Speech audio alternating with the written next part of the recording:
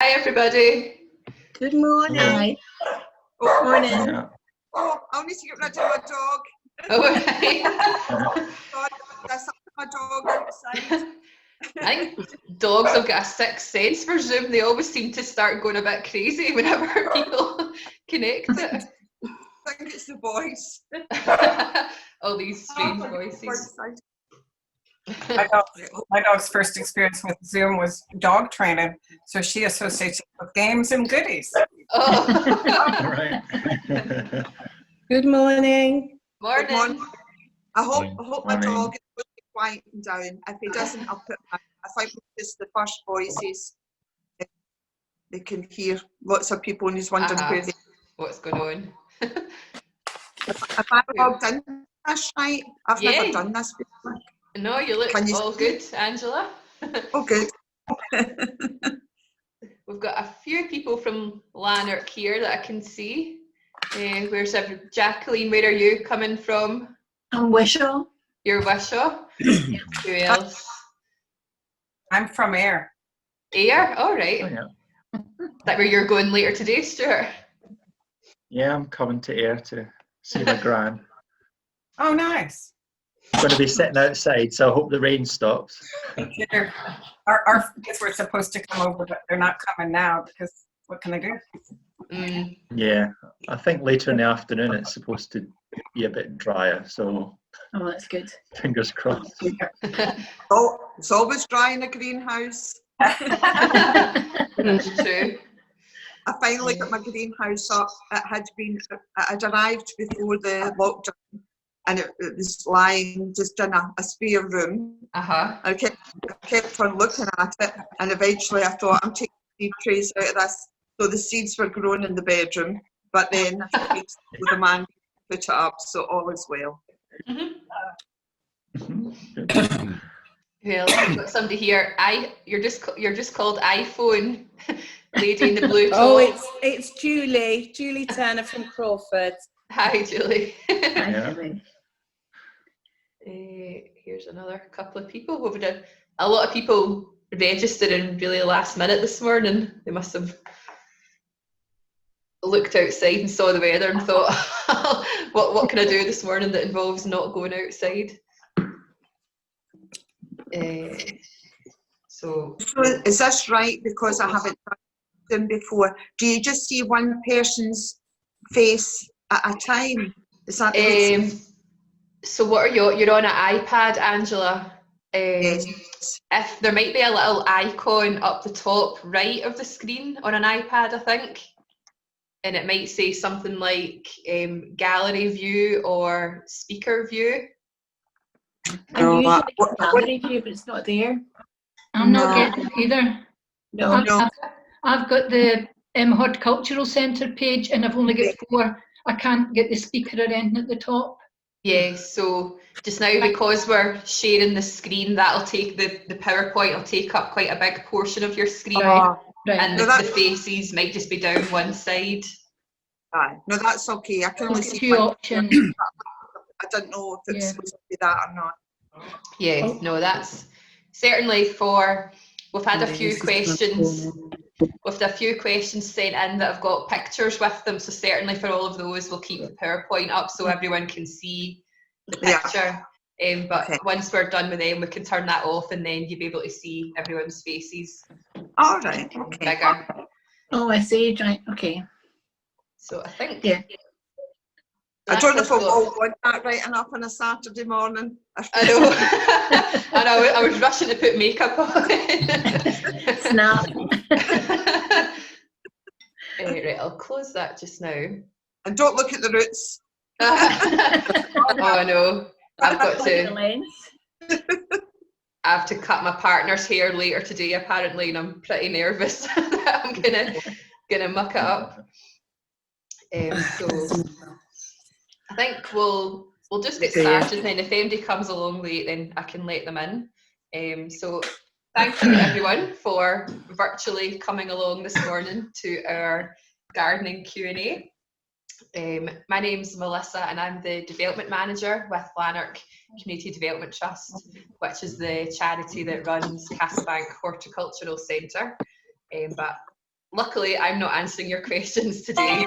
It's Stuart, my colleague. Where are you, Stuart? There, you're there. I'll just change your... Yeah. If you give everyone a wave, Stuart. There's someone at the door, Dad.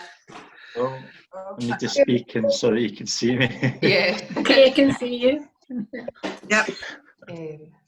So we are, just a couple of wee things before we start the presentation. We are recording this today so we can put it on our YouTube and Facebook for anybody who couldn't make it along. So if anybody doesn't want to be recorded, you can turn your camera off if you want. I'll probably, no, sometimes you can mute everyone, but I think I'll leave it in case we're getting quite bad interference.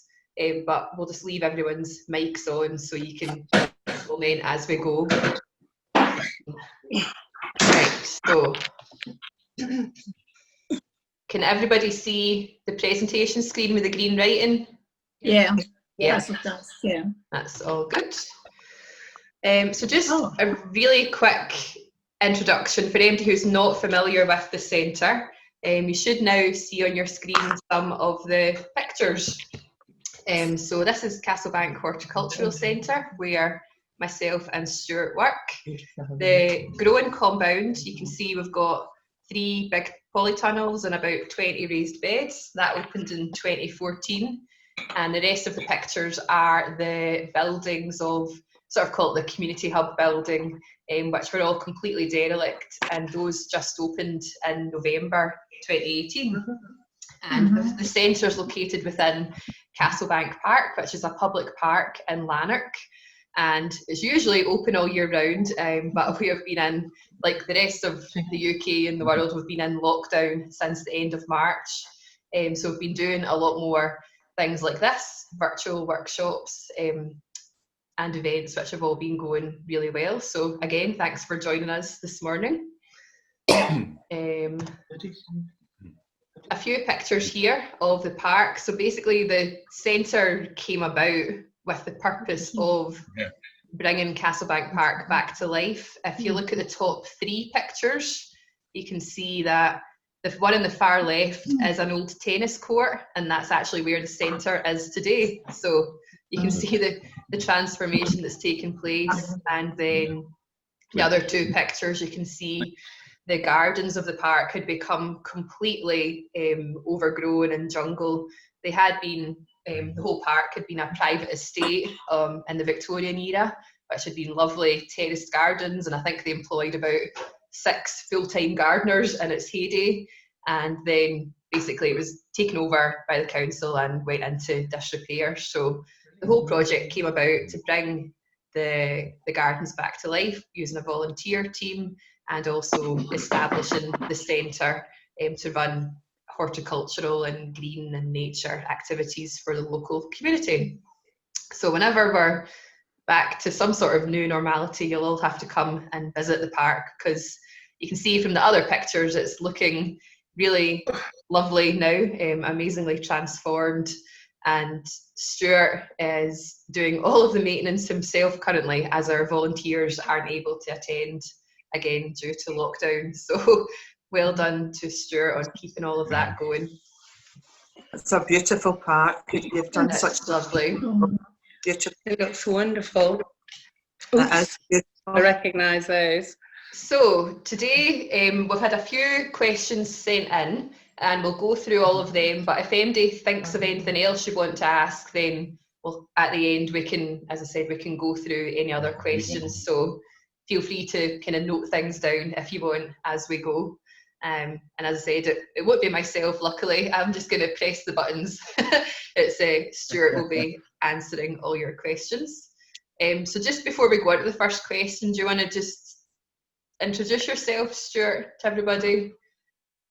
Yeah, sure. So like Melissa said, I'm the educational gardener at the centre. I'm in charge of running the volunteer team who looks after the park, but also developing courses. We work with all the local schools, doing kind of private courses for different charities, for companies. So it's a really varied job. My background's in botany and ecology. So I come from a bit of a science background, but I've always been a gardener. So yeah, I think we'll start with the first questions.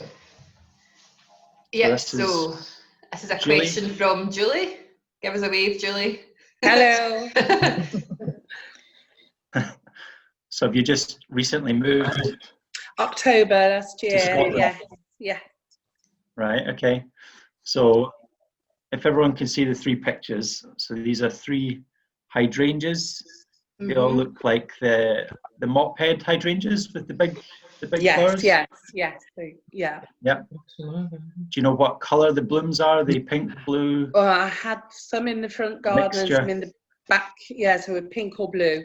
I have got some white ones as well in a trough that we brought with us. They're in the same condition. Yep. But I do have new foliage at the bottom, but the sticks. But I also ordered some as early spring, and they come beautiful. And I didn't even get them out in the garden. I just put them outside, and we didn't have a frost or anything, but the leaves have all come off. Yeah. They're coming back. Right. Okay. They just. Okay. So it looks to me like the problem is wind. That's probably the first factor. If they've been healthy in your old garden and you've moved them, they definitely will be really happy all over Scotland, but they need a sheltered position. Right. Hydrangeas, this type of hydrangea in particular has been hit really hard because we had such a nice spring. That encourages all the new growth to come out, and then we did get a really hard frost a few weeks ago. Yeah. And that's really set this type of hydrangea back, as well as lots of acer trees, beech hedge, and all of that all around has been frosted as well. My bay tree has suffered. I think that's going to go. So yeah. So with these here, I'd be encouraged to cut those back to the new healthy growth at the base. Right. Because especially the picture on the right, it looks like those stems have died. Yeah, they're looking really white. Yeah. So you've mentioned about lime. So what lime does is it raises the pH slightly, so it makes the soil slightly less acidic, and that should mean that plants can access the nutrients that are in the soil. Yeah. Hydrangeas actually like slightly acid soil. Yeah. So you don't want to add too much lime. Oh, right. So what I would do with the ones that are in the ground, I would definitely pull the grass back a bit more and give them a bit more space. Yeah. And then give them a thick mulch with good compost or manure. Yeah. That's going to slowly feed it, and that'll protect the root base. Yeah. From wind and from frost. Yeah. Okay. Another thing with this type of hydrangea, the colour of the flowers is determined by, again, how acid the soil is. Yeah. So if you want blue flowers, you want slightly more acid soil. Yeah. If you lime them, you should get pink flowers. Yeah. So if you've limed them all out, you probably won't get your blue flowers again. They'll all be pink. Yeah. But the main thing here is wind, I think. So if you can, put them in a more sheltered. I had got them in a south-facing wall with no cover, all in a row, ready to be planted out. So probably that's what's done it. Yeah. And I've got white ones as well. Shrubs or hedges round about? Sorry. No, we haven't. No. So I'd probably start,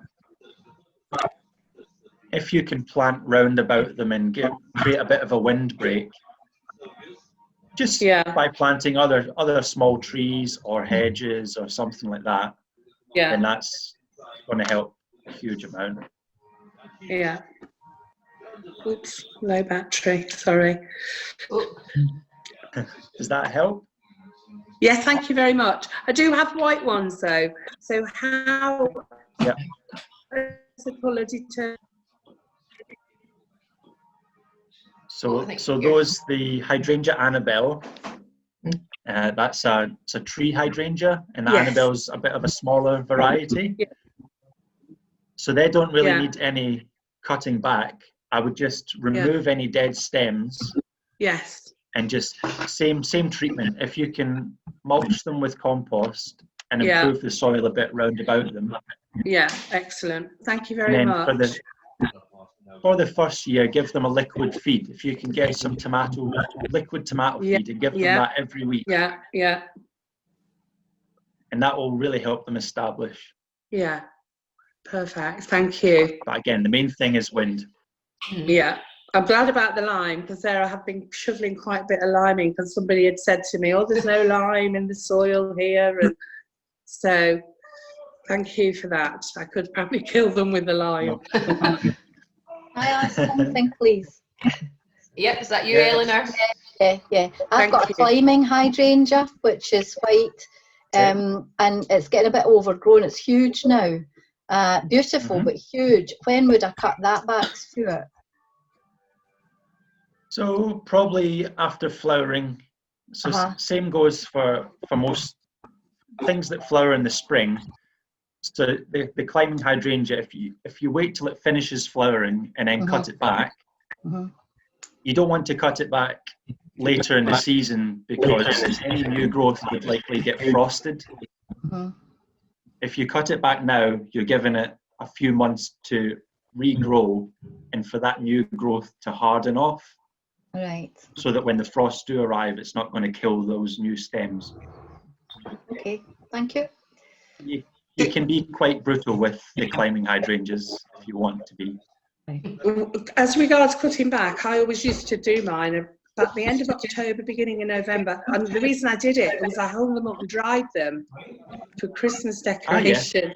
So I don't seem to think that I did any harm, because each year they bloomed and bloomed.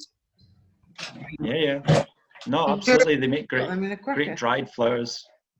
Yeah. Can I ask a question while we're still on the hydrangea? Mine is flourishing. It's in a container. I just moved from another area, not as far as yourself. It's flourishing. It's lovely. But one side of it, the leaves look dry brown. Could you tell me what's caused that, Stuart? Just a little side of it, the leaves have got a bit dry and brown. The rest of it is gloriously green. Is it where I've got it, or is one side exposed and the other side against a fence or a wall? No, it's sort of just in the in the middle of sort of shelter. It's like in a container in a slabbed area beside the main door of the house, and it's just a few of the leaves have just turned a little crispy. Yeah, that's probably just been the frost. I mean, we've got quite a lot at the entrance to the horticulture centre, and they really got hit hard by the frost. Yeah, the frost was probably bad. 3 weeks ago now. Yep, that was a bad. Yep. And it just turns all the leaves brown. But if you just give it a bit of time, and the new growth will come. Yeah. Should I take the leaves off that are a bit brown, or just leave them? If they're unsightly, you can cut them off. Yeah. All right. Okay. That's fine. Thank you. No problem. Okay, we've gone to the next one. We were getting a wee bit of interference there, so I've just muted the people who aren't talking, but then just unmute yourself if you'd like to ask a question or make a comment. Right, so we'll move on to the next question. This is one of yours, Angela. I'll just unmute you, Angela. So, just waiting on the image coming up. It's not right. Up me yet.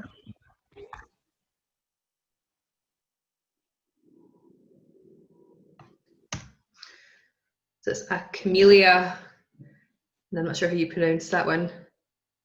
Choice, Sundance. Is that coming up, Stuart? Still waiting. No, I'm still. Oh, there's there. There we go. So what is wrong? What's happened here? Right. Okay. So that they both look like the frost to me as well. So that's a camellia on the left, and your choicea on the right. With the camellia, again, they tend to flower quite early, and then the new growth is quite susceptible to hard frosts.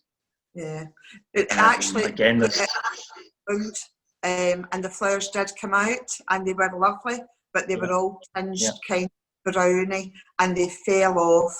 Sometimes they didn't even flower; the buds were just soaking in brown and just fell off. So now that I've got a greenhouse here, and because I've got that in a container, would you suggest, because of our climate, that I take that in over winter to the greenhouse, or was that just a fluke about the frost? You could take it in over winter, but definitely don't put it in there while it's hot. Oh no. So the camellia, they actually prefer a bit of shade. They'll have much glossier green leaves if they've got a bit of shade, dappled shade. All right, so I've been doing it wrong then. I think they wanted full sun, so they don't. They like a bit of shade. Just because it was so sunny in the spring. Yeah. That was the sunniest spring ever on record in the UK. So that's kind of the browny golden tinges on the bigger leaves. Yeah. That looks like it's overexposure to sun. Yes, okay. That would I've got that in the sunny spot. And see how it's starting to kind of sprout at the top? Am I supposed to do anything at the moment with it? No, that's good. If any plant that's in a pot, if you can give it a liquid feed throughout the growing season, just to keep the nutrient levels up, they will definitely be much happier. So obviously, if you've got a shrub or a small tree or something in a pot, there's limited nutrients in that soil. Yes. And once the nutrients run out, then the plant will start to suffer a bit. Yeah. It doesn't look like it's been in there too long. Yeah. So it should be fine in there for a good year. Yeah. That pot, I mean, I'm not good with sizes, but I think that pot is something like 35, would it be centimetres? I'm sorry. I've not learned all that metric, believe it or not, after all these years. I'm thinking, do you think that might be a bit pot bound? Should I be taking that out? And I was going to give you education soil anyway, but would it be all right still in that pot, or should I give it a bigger pot? I'd give it another year in there. Okay. Once it's really pot bound, then you can pot it on into a bigger pot. Okay. All right. That's fine. Thank you, Stuart. Yeah. Just on the camellia, we planted 2 exactly the same variety at the horticulture centre, and they're only about 8 feet apart. Right. One of them's next to a wall and is in a lot more shade, and the other one's more sunny, and there's a huge difference. Right. The one in the shade that was sheltered by the wall, which has helped it with the frost, is much, much healthier than the one that was exposed and was in full sun. Mm. Oh, and they're exactly the same. This is great. That's, what we're doing just now, because I'm learning so much, and thank you for that. That's good. Okay, I think we've got another one of your questions next, Angela. So is this another part of your garden? So can we go back, Melissa, to the choicea? Oh, yep. Mexican orange. For Stuart as well, this Mexican orange, is that what it is? Mexican orange blossom tree or shrub? So they like it in the sun. They like full sun. Yeah. I've got 2 of them. The other one, probably the way you're describing the different camellias, they're maybe about 6 feet apart. One of them is lovely just now, and this one, I've ended up cutting that back because it just looks sick. Mm.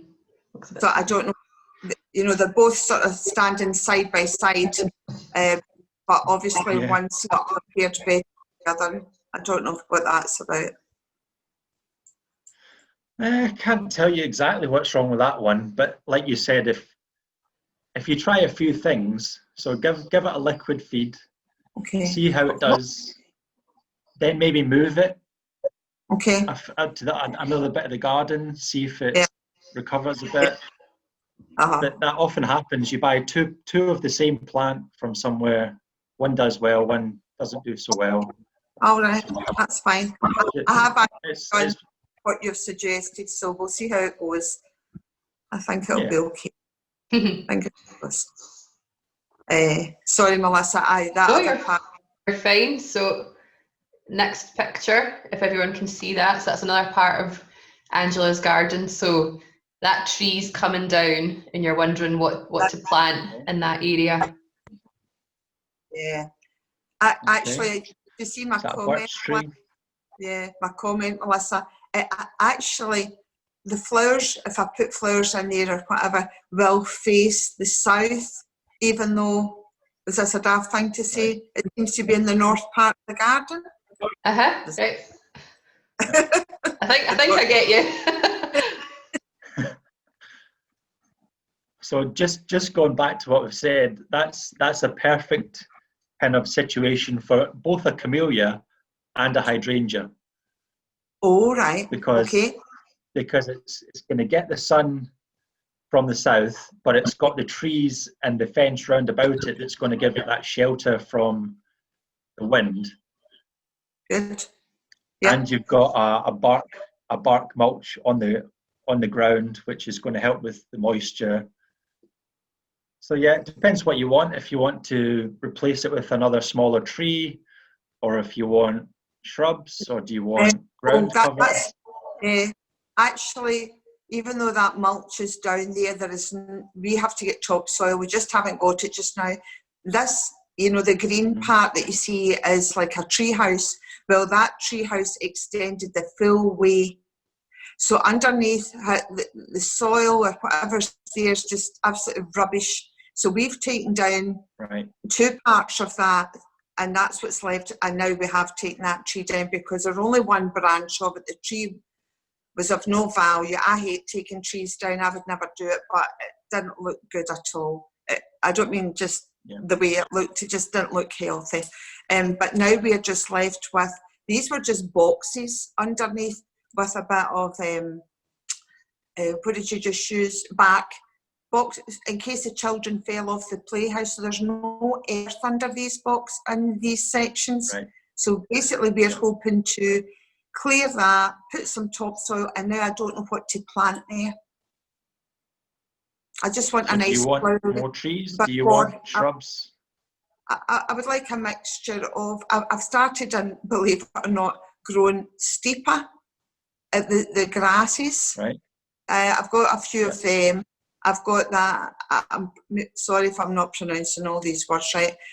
The verbena bonariensis. Is that how you say it? You know, the purple. Yeah. Verbena bonariensis. Yep. Geum. Is it called geum? Yeah. So I'm thinking sort of floaty grasses, maybe taller kind of things, but maybe at the back, and then I don't know what to do at the front. Yeah, just that sounds good. So it's a bit shady, but it's not overly shady. So you could definitely get away if you're putting plenty of good soil and compost in. Then you can make it into a border. That's not a problem. And all those plants you mentioned, just have this steeper towards the front, so it needs a bit more sun. You don't want it right back towards the fence. That's but fine. The geum's good. You could put some ferns towards the back. Okay. That's good. As I say, it's just suggestions because it can be quite dark in there with those trees.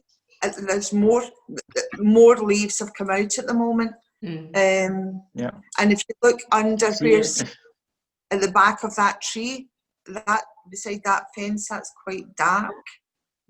Yeah, there. For everyone, if you use the RHS website, you can go on to the RHS website and use the plant finder. Yeah. So in the plant finder on the left, you can set all these different settings: dry shade, full sun, moist, dry, sheltered, and it will basically bring up a list of hundreds of plants that suit that particular situation. Yeah, that's a good suggestion. I did go on the RHS site, which I thought was great, because every plant in this garden, because it's a blank canvas compared to other gardens, everything I'm putting in it, I'm mapping it, and then it's a good thing because it reminds me what to do with them. But I haven't used that tool that you're talking about, so I will do that. That's good. Thank you very much. Because there's literally thousands of different plants to choose from. Yeah. So if you look on that and just spend hours going through them, you can find exactly what you want. That's good. Good suggestion. Thanks very much. Thank you, Stuart. Great, thank you. No problem. So next question. This is from my garden. So the holes are the slugs, but on the hosta, you can see a few of the ends are basically just going all that really pale brown and crispy and dry. Do you think that was the frost again? So that looks more like water stress. Oh. So the frost shouldn't really harm hostas at all. The brown tips means that it's been through some kind of water stress. So maybe during the dry, hot spell, it was not getting enough water. And then when plants are weak like that, that's what makes them susceptible to slugs and snails and other pests. If a plant's really healthy, then you're much less likely to get pests on it, especially things like green fly and white fly and slugs. So again, just have a look and see what the soil is like. And mulching is always brilliant. Always mulch. Hostas need to be in a consistently moist soil. If they dry out, then things like that will happen. Yeah, not happy. Would you, all those leaves that have turned brown, would you just cut them off? I would, because if you look in the centre of the picture on the left, there's really healthy new leaves in there.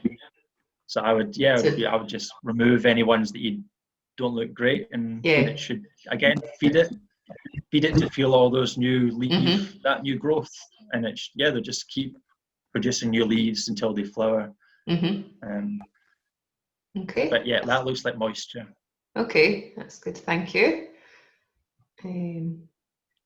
And another one. So we might have spoke about this with the volunteers. Tried making my own fertilizer with banana skins in a jar of water. I think I saw it on Facebook. So I've been doing that and leaving it for 2 days, and then mixing it in the watering can and giving it to various things in the garden. Is there anything else that would usually be going in my compost bin that I could do that with, or does it just banana skin, really? It's going to be, so bananas are good because we all know bananas are high in potassium. So if you put it in water, basically it's going to start to break down and release that potassium. And then if you use that as a feed, that's really good for encouraging more flowers and fruits. If you use other types of vegetables, it's probably going to be really smelly. The bananas are bad enough.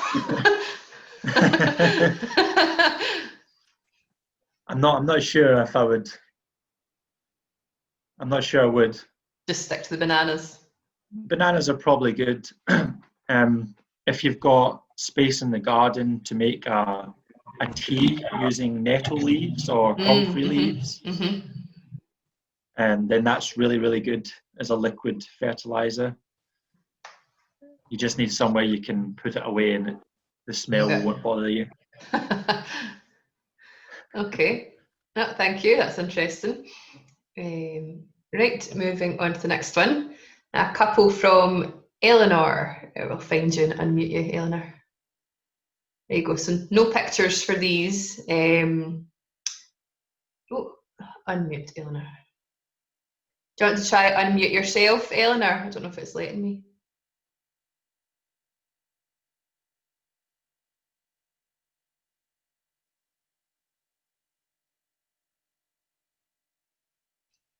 Oh, there you go. Right. Yep, that's you. So do you want to just go through your questions? I've got quite a lot of hellebores in the garden, and what I do is in the early spring when the flowers start coming up, I take all the old leaves off so it ends up with the flowers, you know, standing straight. But then the new leaves come up and then the flowers kind of become spent, and I never know, I've got one sitting, quite a few sitting just now, and it's got leaves and spent flowers, and I don't really know whether I chop it all down to the ground or what I do with that. Okay. So for those of you who don't know, hellebores tend to flower really early in the year. So once they stop flowering, or once the kind of the petals start to fall off, some of them they don't fall off, they just stay there. But as soon as you see the new leaves coming up, then I would be encouraged to cut everything down, just unless you want to save some seeds. Right. So if you leave the flower stem, there will be seeds forming inside. And then you could spread them around the garden to get new plants if you wanted to. If you don't want to, then I would cut everything down as soon as you see the new leaves coming up in spring. Okay. And what about the one, as I say, has been in for at least 2 years, maybe 3, loads of foliage, and it has never flowered? But I'm not sure if I've got it in the right place, or where are they in the garden? What's it like? Is it gets sun probably morning time, and then the sun moves around and it goes into the shade. Well, that sounds good. Not sure, to be honest. So if it's been in there for 2 years. Yeah. Lovely green foliage, but no flower ever. Do you ever? What is the soil good? Yeah, I think so, because it was a very clay soil, and we had to add a lot to it to make it for plants, really. Can you put a hellebore in a pot? You could do, as long as the soil's good, and it sounds like it's in the perfect place in your garden. It wants to be in kind of part shade. It needs good moist soil. So if anything's in a pot, it makes it a bit more work because you need to water it and look after the soil. Again, with everything, mulch is always brilliant. If you put a good couple of inches of just compost around the base of the plant, it does so many things that's beneficial. Keeps the moisture in, it stops weeds sprouting up, it stops the water stress. So I would do that. I would feed it and see if you get flowers next spring.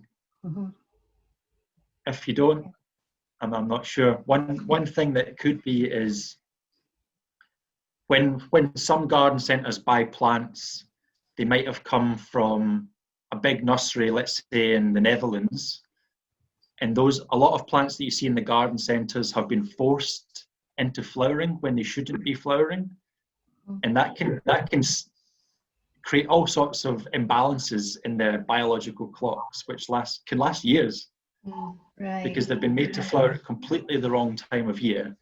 So if it's been in there for 2 years and it was flowering when you bought it, it may be that it just needs a few years to settle down. To settle in. Okay. So I would say, if you don't get flowers next spring, I've got no idea. Okay. Okay. And my primroses, it sounds like you've got it in the right place. Yeah, my primroses, they've spread about, become big clumps with the pom-poms, or the ones intermingled, they've spread about. So when's the right time for me to split them? Yeah, so again, you can split them straight after flowering. So any time really now? So you could do it after flowering or in the autumn. No. Again, it depends what the weather's going to be like. So if you're digging up plants now, and if it's rainy and it's quite cool, that's perfect weather because the plants are going to be a bit stressed. If you want to divide things and you see that it's going to be warm and sunny, that's going to mean that new plant that's just been pulled out of the ground is going to be really stressed. So if that's the case, I would wait until later in the season, end of August into September. Right. And then just dig them up, pull them apart, and then there's a lot more chance that there'll be regular rain so that they can settle in and they're not going to be too much stress. Okay, thanks, Stuart. Do they seed around about? Do you find seedlings from the primroses? I think Eleanor's muted. Eleanor, turn your mute back off. They just get I know I haven't seen any seeds from the primroses, but they tend to just get the pom-poms tend to just get bigger clumps and bigger clumps, but the other ones just tend to kind of spread about. Yeah. Okay. Because the candelabra ones, the ones that have got quite tall stems, they tend to produce lots of seeds. I haven't got any of those. I've only got the ones that have got the round pom-pom at the top. Right. I haven't got the candelabra ones. I've tried them. I don't seem to be very good with them. Right. Yeah, but I'd seen as the weather's it's going to be warm but wet, then you could try it right now or wait until September. Yeah. Okay. Thanks, Stuart. Thank you. Okay. Thank you. Right. On to the next question. Barbara, where are we? So can you unmute yourself, Barbara? Hello. Hello. So what have we got here? Can't speak. Sugar snap peas. Peas? So it's the leaves at the bottom. The leaves started just going that kind of dull. I don't know whether it was the shock of them being planted in my garden, but they've just not really recovered. And I don't know whether I'm overwatering, underwatering, or maybe the soil's wrong. I'm just total novice, haven't a clue, so would really appreciate some help. So there's two. So did you buy the plants? Yes. Yeah, I did. So that's probably the thing. It's just, did you get them in a garden centre within a tray or in a pot? In a what? In a tree, did you say? They were in a tray, within a tray with sorry, I thought you quite said a shallow tray? Or? Yes, they were in quite a shallow tray. Yes, yeah, they were in little trees. Yeah. Right, okay. Yeah, so I think that's really the thing. So with peas and beans, when the seed germinates, it produces a big, long, straight taproot. Okay, and when they're in a shallow tray, that taproot can't do what it's supposed to do. So if it's been in a tray that's too shallow, it's went down and it's just went round about inside that small tray or pot. And then when you've planted it out, the plant's got a bit stressed, and that's what's happened. It started losing those leaves at the bottom. Okay. So just in garden centres, they'll try and sell you absolutely anything, right? So next year when you're doing your peas, if you just buy a packet of seeds and just direct sow them straight into the ground, right, you'll get much, much healthier plants. Okay. And that's the case really with a lot of vegetables. Garden centres, they'll try and sell you peas and beans that are in small trays, or even carrots, parsnips, and you'll never ever get a good crop from carrots that have been sown in a small tray. But your peas should be fine. You will definitely get healthy peas off them. The tops look really healthy. Mm-hmm. But yeah, that's all that's happened with the bottom. The plant's just been a bit stressed. Okay. That's good. I got lots of seeds as well, but I wasn't quite sure about these, so I'll do that next year. So yeah, I've got carrots and onions in the garden, so and potatoes. So I did them. So they're looking all right so far. But I'll do that here with my sugar snap peas instead. You can still sow sugar snap peas now. It's not too late.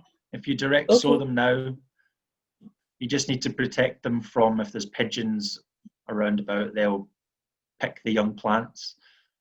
But yeah, it's not too late. And then you can compare. Have they got flowers on them yet? No, not at all. Okay. No. Yeah, give it time, and they should. Okay, fingers crossed then. Thank you very much. Yeah, thank you. Okay, thanks, Barbara. Right, next question. Christina. So I've got two separate questions here, actually. Where are you, Christina? Can you unmute yourself? So we've got a succulent that's going a bit pale, and then a question about growing other herbs in herbaceous borders. Yeah. Well, the succulents is something I've always had some outside it that I've always been quite hardy, and last year I got an interest in growing them, so I had quite a few that were inside, and I decided that I read somewhere that if you wanted flowers from ones that produce flowers, they'll be better outside. I didn't have them out during the frost, but that one there became very pale when it was inside, and I thought I'd always been very careful with them. So I put it outside, and it hasn't. It seems okay, but it's not as colourful. I wondered if it should still be as green, or if it was a feature of it that it became very pale. Okay, so I don't know exactly. I've tried to identify it, and I've found one called Sedum Adolphii, right, which is a type of succulent, and there are varieties called Golden Glow, which so it may, if it was, it may be that the variety is a golden variety. Right.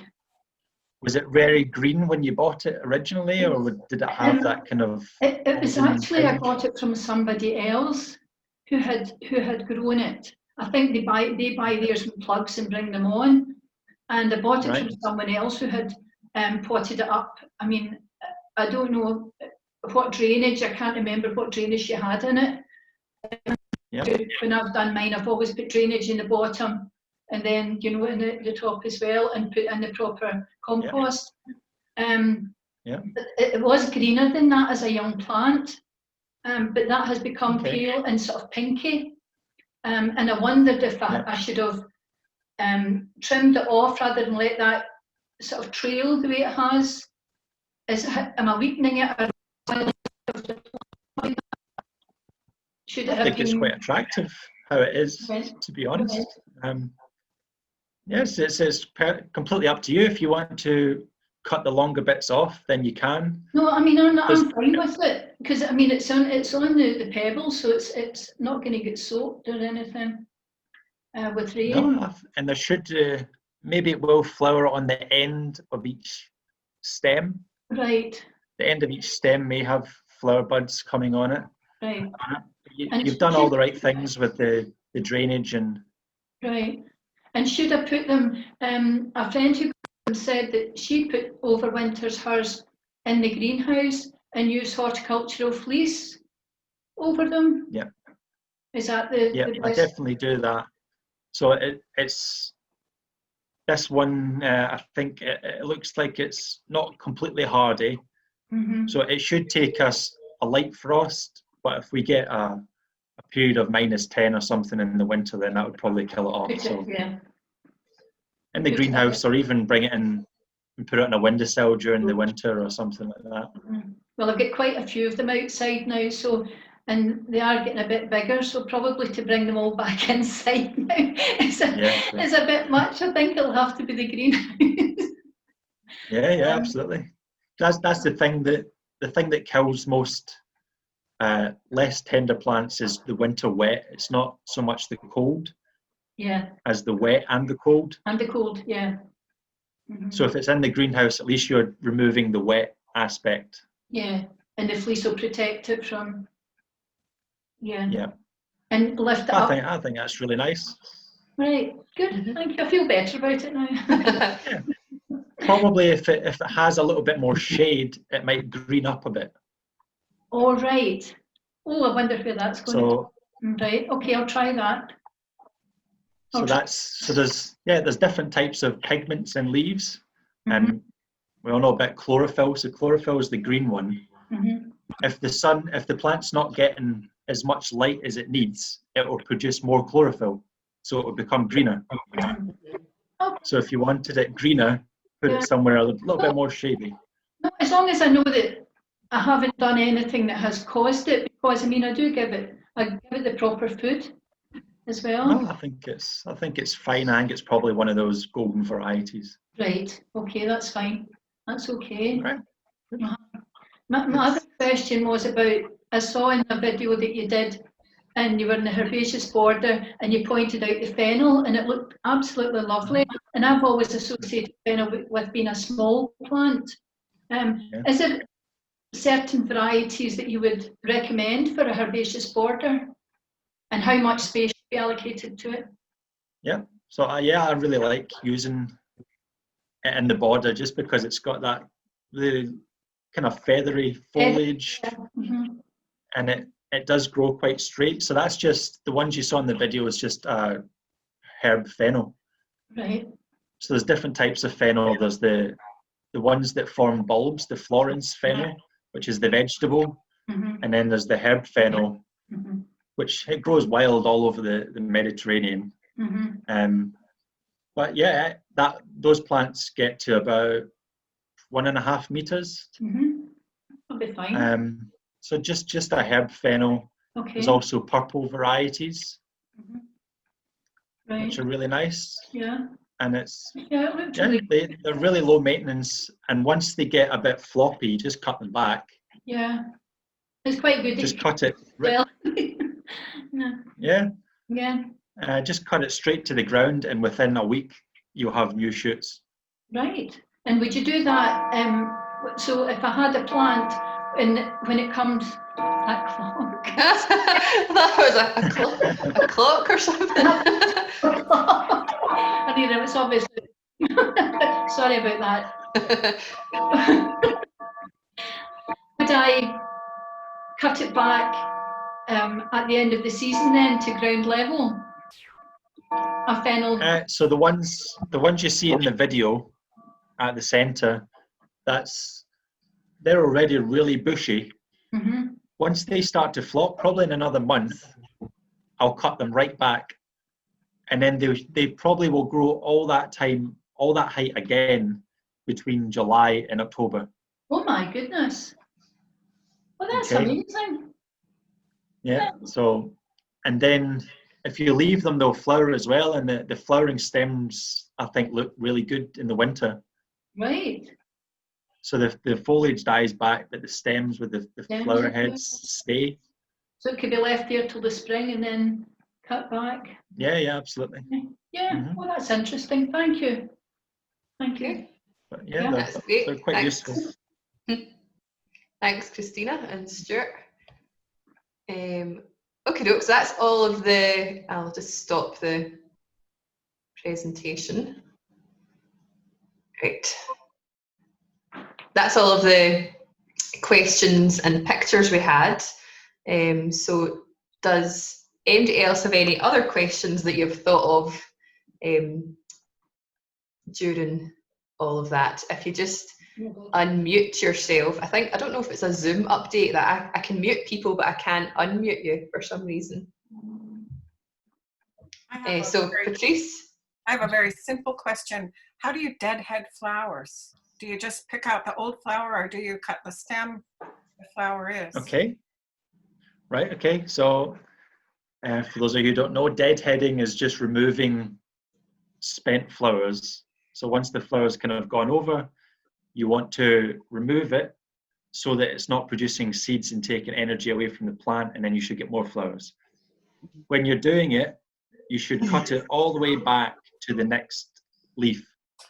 Oh, okay. So if you imagine a rose, don't just snap the top off, because then you're going to have a whole length of stem, which is going to die on the plant.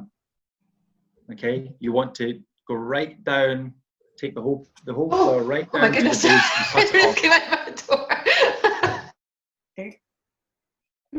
Does that make sense? That really makes sense. And okay, I had no idea that's what you were supposed to do, and that just helps.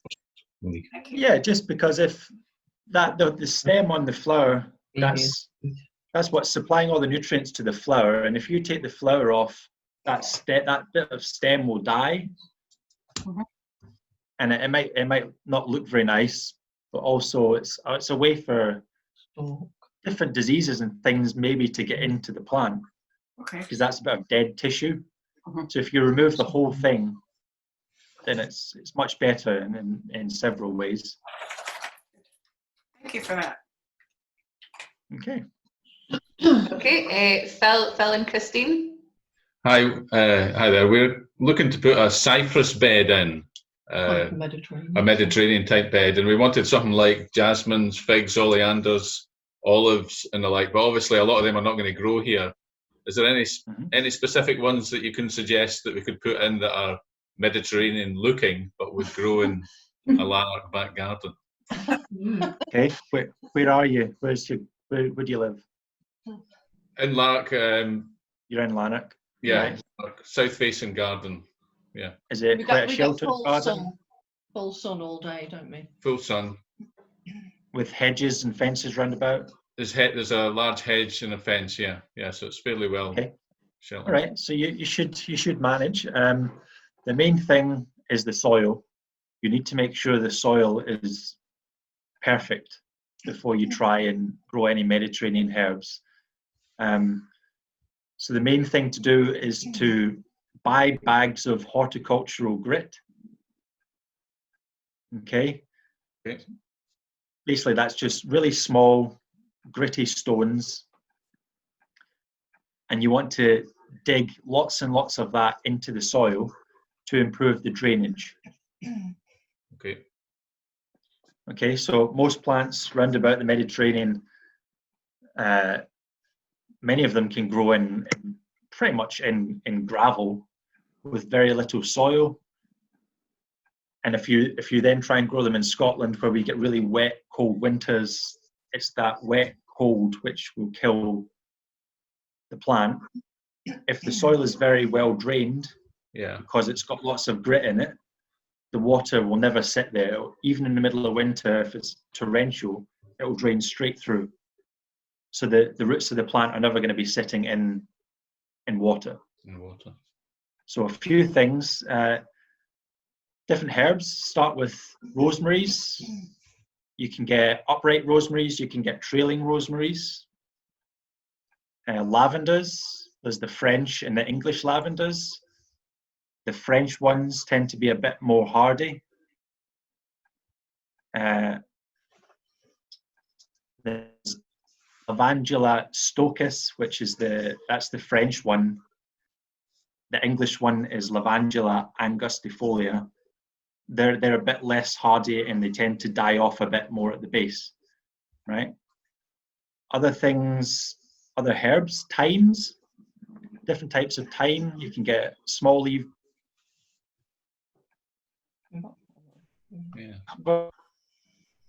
Okay. You could try osteospermums. So these are beautiful daisies. There's lots of different colours. They come from South Africa, which has got a Mediterranean climate as well. Yeah. If you want bigger shrubs, you can even look to things from California or Australia. What else? Different types of salvias. Salvias. And there's loads and loads of different varieties of salvias. Again, if you use the RHS search, you can or go onto a really good plant nursery website, and they should have search functions, and you can just put in salvia and you get a huge list. Okay. What else? It was Phil and Christine. Sorry, Stuart, just going to say it was Phil and Christine that we got the eucalyptus to the other day at the start of the week. Right, okay. Yeah. We're going to have an Australia bed as well, but that's a separate thing. Yeah. Oh, brilliant. Yeah, eucalyptus. The eucalyptus gunnii, which is what's it called? I don't know if it's mountain gum. So that comes from Tasmania, where it's a bit. Yeah.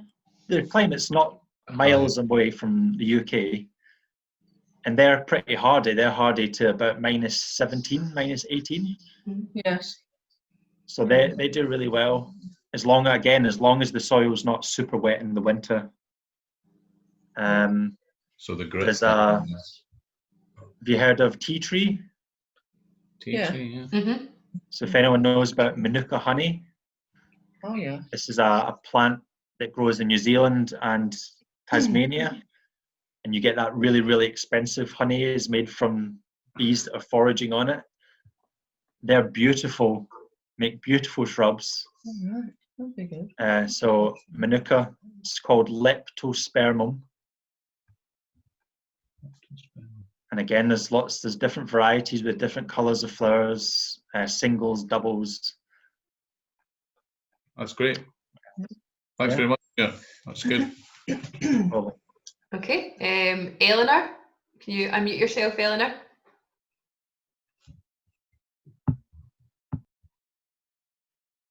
Oh no, you're still muted. That's you. Yep, that's you. I was given this little plant. It's a courgette. Oh, okay. Yep. From somebody who's grown it from seed. Now, I'm not sure when to plant that out, Stuart. Yeah. When will it be safe to put it out into the garden, and where do I need to plant it? Does it need a lot of sun, or? Yeah, it's safe. It should be safe now. So the main thing with tender vegetables is you want the nighttime temperatures to be about 10 degrees minimum. And it looks like we should have 10 degrees minimum for the foreseeable future. So it can go outside now. You want to, it gets quite big floppy leaves. So somewhere that's in full sun, but not too windy. Right. Do it need sun all day? Does it need sun? Sun all days would be ideal. They're quite hungry plants. So if you can dig lots of compost into the ground first, and then give it if you've got something to feed it with a liquid feed. But courgettes, they tend to, as long as they're in a sunny place, they'll produce dozens of courgettes over the summer. I'll be giving you them down to put in your vegetable box. Okay, that's fine, thanks. Yeah, really brilliant, really productive vegetables. So. I'll try it. Good stuff. Asma's got a question. So Asma, can you unmute yourself? Hi Stuart. So I have a tree which is a plum tree, and I think it's the Victoria variety. And the first year that I got it, so it was in its third year, I got it from a nursery. The first year I got it, planted it, all of the fruits, it suffered from plum pocket, and I had to get rid of all of the fruits. This is the second year I have it now, and I would say around 50% have been discarded. It's still being affected by it. And I suppose I follow the instructions. I got it. I put it in a corner which is semi-shade. I made sure that I got the right variety for the kind of right location. And I don't know. I feel like it's in the right position. But is there something else that I need to be doing, or something that I haven't done that's caused it? Right. Okay. Are you in? Where are you? Are you in Lanark, or are you?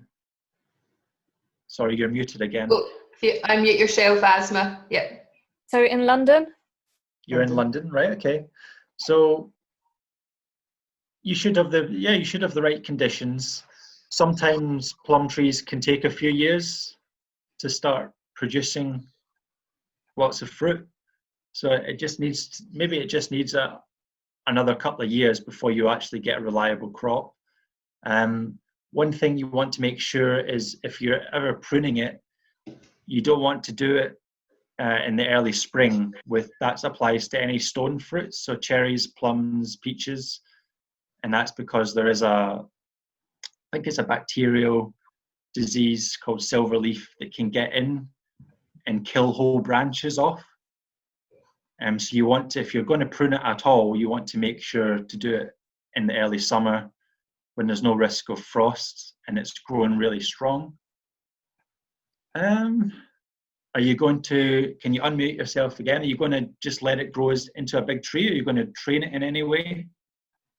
So it's a dwarf and it's trained a little bit in that the branches are spread out, but that's just as far as I've gone with it. Yeah, so I would just be patient and give it another year or two and see. Does that help? Yeah, what kind of feed would you recommend for a stone fruit? Okay, so any flowering or fruiting plant, you want something that's high in potassium. So again, going back to Melissa's banana, that's the potassium that encourages the flowering and the fruiting. And if you can give, especially fruit bushes and vegetables, a liquid feed throughout the whole growing season. If anyone can get liquid seaweed is really brilliant fertilizer.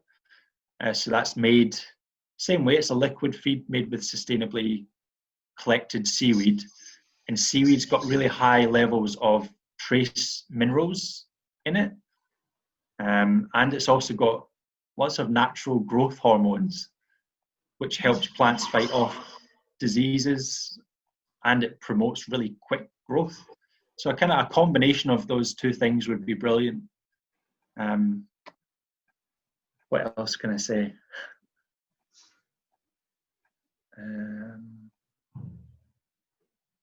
Yeah, I think that's, thank you. Again, if you can give any plant a mulch with compost, it helps. So my sister is also here and she's got a question. Can I pass to her? Sorry. Sorry, just a quick one. I've got tomato plants that are in containers. So I replanted them 2 weeks ago, and they're going yellow. Were they healthy before you transplanted them? Yeah, they look really healthy, and once I transplanted them, they started to go yellow. I've been picking off the sort of yellow leaves and things, but yeah, I thought they'd start to go green again, and not sure. So is it the whole plant, or is the top of the plant still green? Some of the leaves are going yellow. Okay. How tall is the plant? It's in its early. It's not too big. I'd say maybe they're various sizes. I'd say about 10 centimeters. Okay. It's an unusual one. So, have you been watering the plant on the leaves? No. Right. Okay. I'm not entirely sure. So there's a few things that could cause leaves to go yellow. Yeah. If it had been too cold, but it's not really been too cold in London, has it, over the last? I wouldn't say too cold, but the weather has changed over the last couple of weeks. So it was really hot, and then it cooled down. The temperature just really dropped. Right. So probably the most likely thing is if they've went straight from being inside to being outside, have they? No, they were outside in in pots, and then I just kind of put them in bigger pots to spread them out. And is the bigger pot, check the soil's not too wet. Okay. Because that's the thing. So when you're potting on any plant, you don't want to go straight from a small pot to a big, huge pot. Yeah. And that's because in a pot, it's going to hold water a lot more than the ground would. Yes. And if you put something that's not getting a huge amount of water because it's in a small pot into a big pot that's always wet, it maybe means that the roots are just too wet. Right, yeah. So that's a possibility. Yeah. So when you're potting on, you'd want to do it in stages. Yeah. Go from a small pot to a slightly bigger pot. Yeah. And then just gradually go up to a big one, as opposed to going straight from the small into a big pot. Mm. And especially just with the weather has been quite wet and not great for the last couple of weeks, then that could be it. Yeah. I mean, do I need to just maybe give it a bit of a feed or something? Will that help perk it up? If you can get hold of liquid seaweed, that is it's really brilliant. Where can I get liquid seaweed from? Is it just normal garden shops? A good garden shop should have them. You can get it on Amazon. You can get them online. I've tried to get some in the last couple of weeks and it's out of stock in a lot of places. Yeah. It should be about £7 for a bottle, but I've seen it selling for £18 because it's so in such shortage just now. Yeah. But liquid seaweed's great for plants of all ages just because it really, really does boost growth. Yeah. Fantastic. Okay. Brilliant. Hope that helps. Try that out. Yeah. Thank you very much. Okay. Thank you. Great. Thanks, Asma and Stuart. Does anybody else have any questions?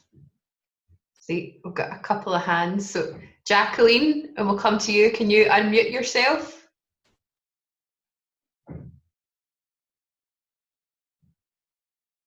There we go. Yep, that's us. Is that better? Yeah.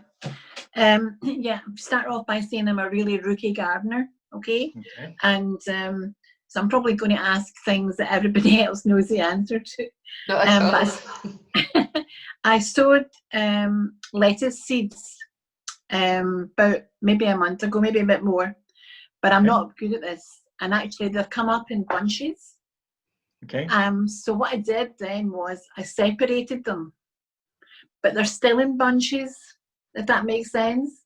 And it's in a long planter. Right. So is it okay to keep separating them until they're thinned out a lot to give them a chance, or just stop? Okay.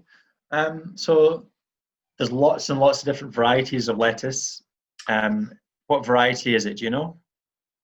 Pass. Right. Don't know. Sorry.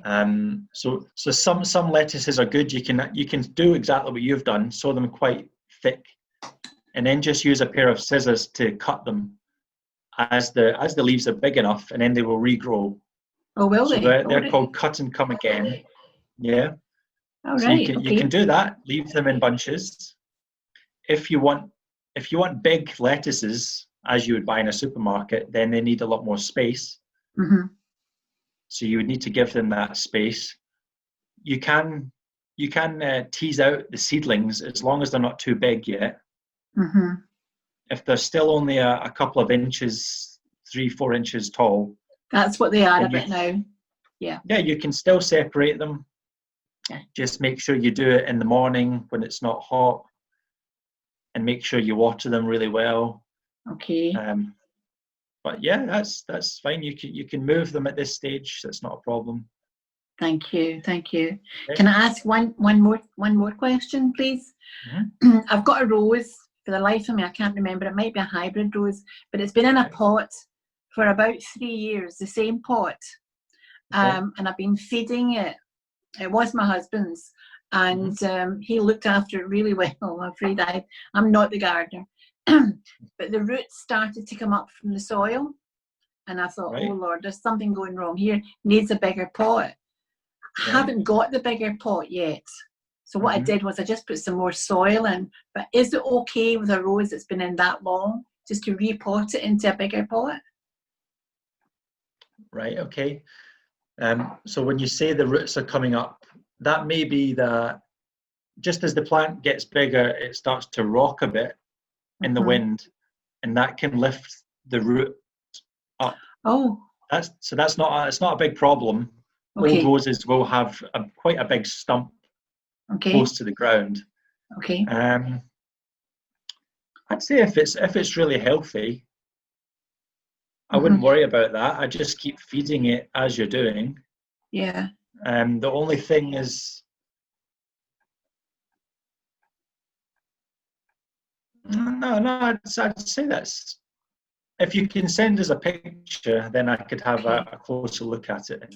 Okay, I'll try and do that. It flowers every year.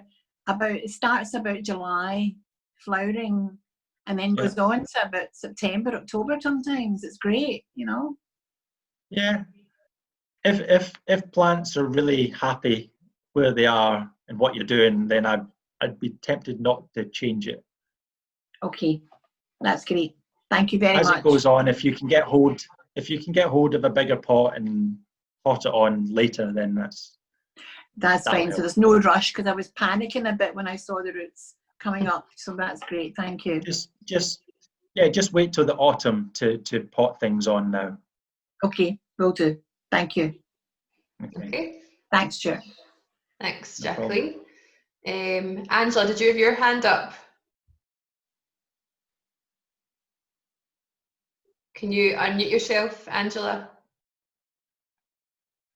If somewhere on the screen there might be a little mic sort of icon, and it'll say turn sound, join audio, or something about mute or unmute. Yes, I see it. Yeah, that's you. Okay, thanks. I grew this from seed on the 27th of March. Okay. But I can't remember what it is. My seeds got all mixed up. Can you hold it? Wait, now I'll try and make you full screen. I think Amy maybe can. Oh, no. I can maybe, hold on a second. Is that it? Yeah. Well, I can see it like me.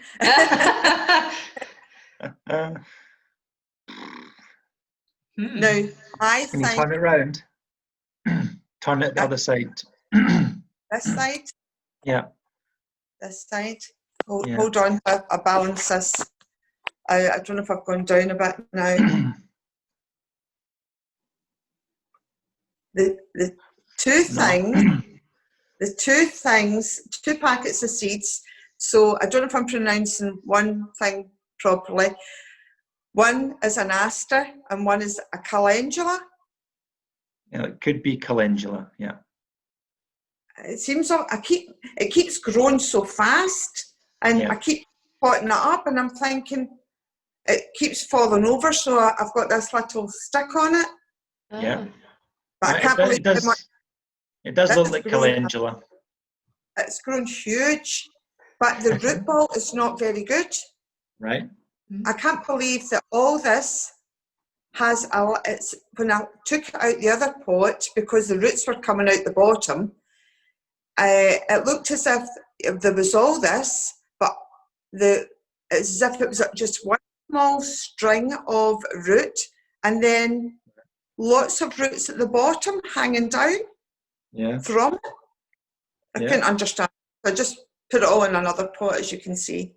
Yeah, I'd leave it in there until the roots fill that pot.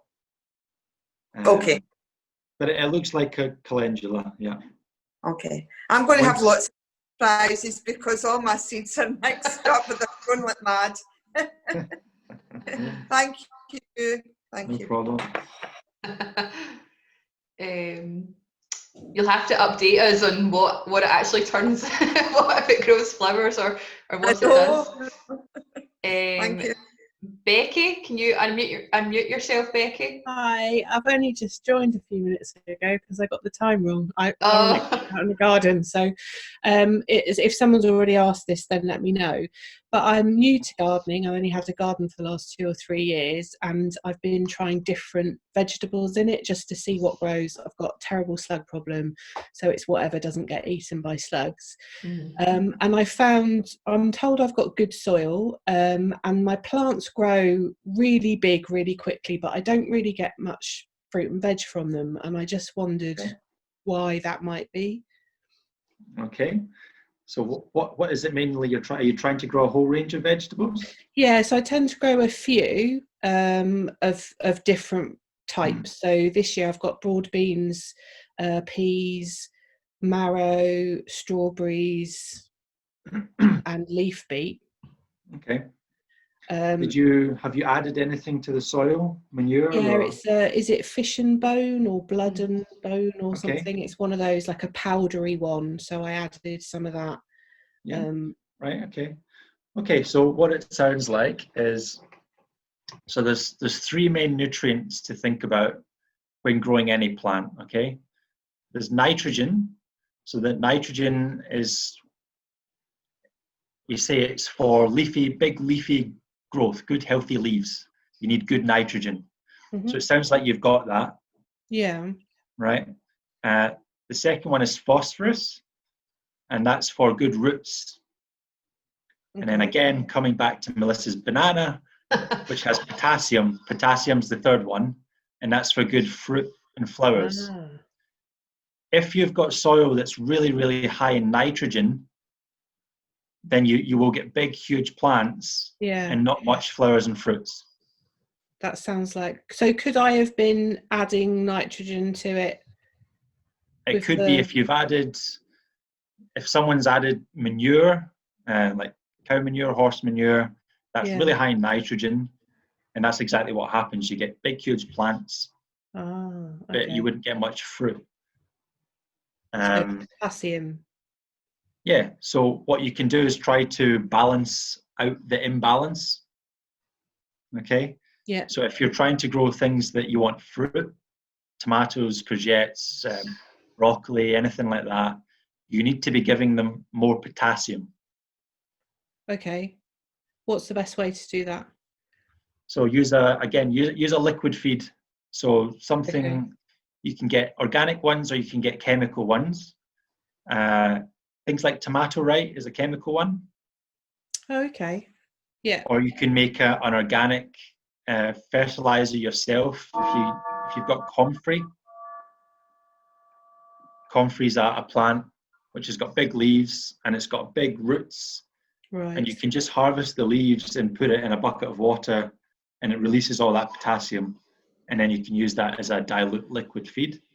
Okay. Are there any other plants? I don't have any comfrey. I've used nettles before. I don't know what that. So nettles are high in nitrogen, you see. Okay, that's what I did last year. I made my own with nettles. So what I've done is made it worse. Okay. You should be able to grow brilliant cabbages and lettuces. Yeah, my broad bean plants are massive and they've just got no beans on. So okay. Thank you for that. So try and get potassium. If you look at any fertilizer, it's got 3 numbers on the back. Right. The first one is nitrogen, the second is phosphorus, and the third is potassium. Okay. And the ratio between those 3 lets you know what's in it. What's the highest in it? Yeah. So if you can't get tomato right, you could buy a rose feed or a flowering plant feed, whatever it's labelled as. Yeah, okay, yeah. Okay. I've got some liquid plant feed. I don't know what's in it. I haven't used that I've used that for potted plants, but I haven't used like tomatoes. I have in pots. Okay. So I'll have a look at that. Okay, thank you. That's really interesting. Okay, that's great. Thanks, Becky. Just as we finish up, does anybody have any last questions? Or have we all been scribbling down notes like mad and are we ready to go out into the gardens? Yeah, so if that's us, I'll just say thank you to Stuart for answering all of the questions, and thanks to everyone for coming on this morning. If you think of anything else you want to ask us, feel free just to send an email. Online, we've got our Facebook page, which we put up a lot of stuff on there, and we've also got a new YouTube channel, which I think some of you have seen. But if you've not, you can just search on YouTube for Castlebank Horticultural Centre. We've got a few more sort of how-to and advice videos on there. And over the next couple of weeks, we've got a few more virtual workshops as well, which all the details for that are on the Facebook page as well. I think the next one will be, what's the next one? The 27th of June. We've got a workshop all about growing your own fruit and vegetables and herbs at home. So if anyone's particularly interested in that, then you'd be more than welcome to join in. This has been, as I said at the start, we've been recording the workshop today, so that'll go online, and if anybody wants to look back and rewatch it or try and remember any of the answers, you'll be able to do that. Becky, you were asking, yeah, so Becky, just in your question there, we've recorded the whole thing, so you can watch it at your leisure. So yeah, thanks again to Stuart and everyone for taking part. Hope you have a nice rest of the weekend, and the sun comes out because it's pretty horrible and grey in Lanark at the moment. Yeah. Okay, right. Thanks right, everyone. Bye-bye. Thank you. Thank you.